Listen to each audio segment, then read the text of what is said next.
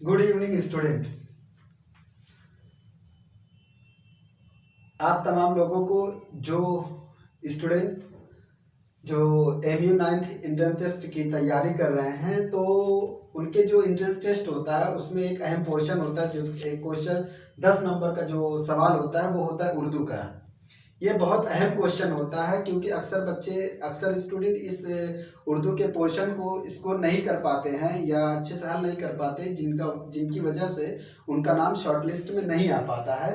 तो हमने ये कोशिश की है कि जो भी बच्चे अलीगढ़ मुस्लिम यूनिवर्सिटी में पढ़ना चाह रहे हैं तो उनको उनका जो उर्दू का पोर्शन है हम उनको आसानी के साथ क्लियर करवा दें, क्योंकि निसाब में जो उनकी किताब है 8वीं जमात की जो किताब है अपनी ज़बान, उसका ये सबसे पहला चैप्टर है, यानी जो सबसे पहला सबक है उसमें से हम पढ़ाने की कोशिश करेंगे। और ये अक्सर और बेशतर देखा गया है कि पहले ही चैप्टर से बहुत ज़्यादा क्वेश्चन बन सकते हैं। अक्सर की 2-3 क्वेश्चन आते हैं। उसमें ये देखा गया है नज्म माँ का ख्वाब, जो पहली नज्म है वो डॉक्टर अल्लामा इकबाल की जो पहली नज्म है वो है नज्म माँ का ख्वाब।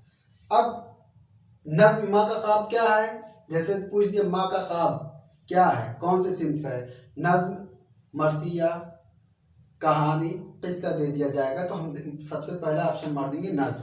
अब ये देखेंगे दूसरा क्वेश्चन जो बनता है कि नज्म माँ का ख्वाब किस शायर का है, किस शायर की है। तो ये हम देखेंगे कि ये जो नज्म माँ का ख्वाब है वो है डॉक्टर अल्लामा मोहम्मद इकबाल की ये नज्म है। और एक और क्वेश्चन बन सकता है अल्लामा मोहम्मद इकबाल पर कि उनकी पैदाइश का हुई। उनकी पैदाइश 1877 सियालकोट में उनकी पैदाइश हुई। एक और क्वेश्चन इसी से बन सकता है जो पहले ही चैप्टर से कि उनकी वफात कब हुई। उनकी वफात 1938 लाहौर में हुई। ये 3-4 क्वेश्चन तो पहले ही मतलब टॉपिक से बन सकते हैं और अक्सर व बेशतर देखा गया है कि ऐसे सवाल पूछे जाते हैं। अब जैसे उसमें जो पहला मतला है, मैं सोई जो एक शब तो देखा ये ख्वाब बढ़ा और जिससे मेरा इज़्तिराब। अब जैसे इसमें पहले ही जो शेर है उसमें से 2 क्वेश्चन बन सकते हैं। एक इसकी शब की मीनिंग बताइए और इज़्तिराब की मीनिंग बताइए। अगर हम इस वीडियो को देखे हुए हैं, कई बार देखे हुए हैं, तो उनका जो उनका जो कन्फ्यूज़न है वो क्लियर रहेगा और वो आसानी के साथ अपने पर्चे को हल कर लेंगे। और जैसे इसी नज्म में से जो ये पहले जो चैप्टर है जो नज्म है डॉक्टर अल्लामा मोहम्मद इकबाल की, तो उसी में से हमने कुछ मुश्किल अल्फाज निकाले हैं जो आसानी के साथ हम बता देंगे। अगर आप इसको पढ़ लेंगे तो इंशाल्लाह आने वाले दिनों में जो पेपर होगा उसको आसानी के साथ आप उर्दू का जो पोर्शन होगा वो कवर कर लेंगे। अब सबसे पहले जो शब्द के माने होते हैं रात, इस्तराब के माने होते हैं बेचैनी, लरजना के क्या माने होते हैं, लफ्ज लरजना दे दिया गया और उसके माने होते हैं कांपना। 3 और लफ्ज दे दिया गया जो गलत होंगे, एक ऑप्शन सही होगा।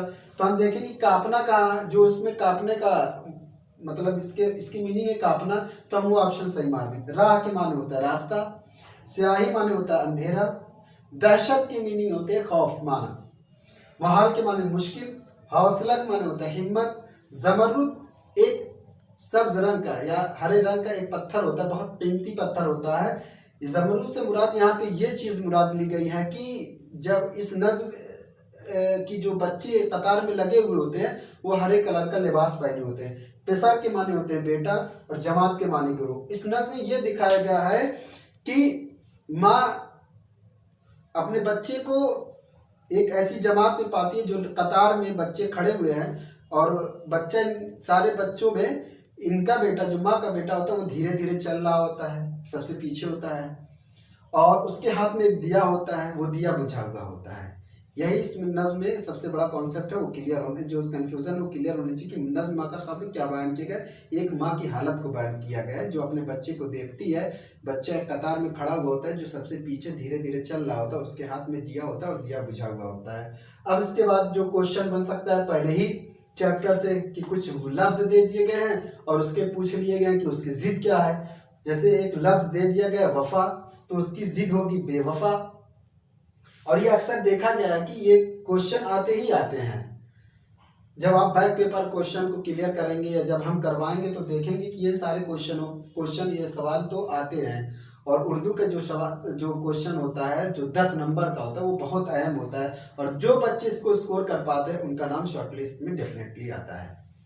और उसके एक लफ्ज़ है दे दिया जाएगा भलाई, और उसकी जो जिद होगी वो होगी बुराई। बेकरार लफ्ज़ दे दिया जाएगा, उसकी जिद होगी करार। दूर, इसकी जिद होगी पास करीब। अब कभी कभी ऐसा हो सकता है ये लफ्ज हैं, इसकी जिद पूछी जाएगी तो जिद ये हो जाएगी। ये चीज थी, और हमने पूरी कोशिश की है कि ये जो मुश्किल अल्फाज थे जो पहले ही चैप्टर से उसमें हमने कोशिश की है कि वो क्लियर हो जाए। जो उसके जिद वगैरह बन सकती थी उसको, जो मतलब अपोजिट जो जिद थी उसको क्लियर करा दिया है। और ये जो 3-4 क्वेश्चन बन सकते हैं हमने कोशिश की है कि वो क्लियर हो जाए, ताकि स्टूडेंट जो 9th क्लास में आ रहे हैं उनका अच्छा सा स्कोर हो जाए। तो मैं स्टूडेंट को यही कहना चाहता हूँ कि इस वीडियो को देखते रहें और हमारे इस यूट्यूब चैनल को लाइक सब्सक्राइब कर दें। Thank you.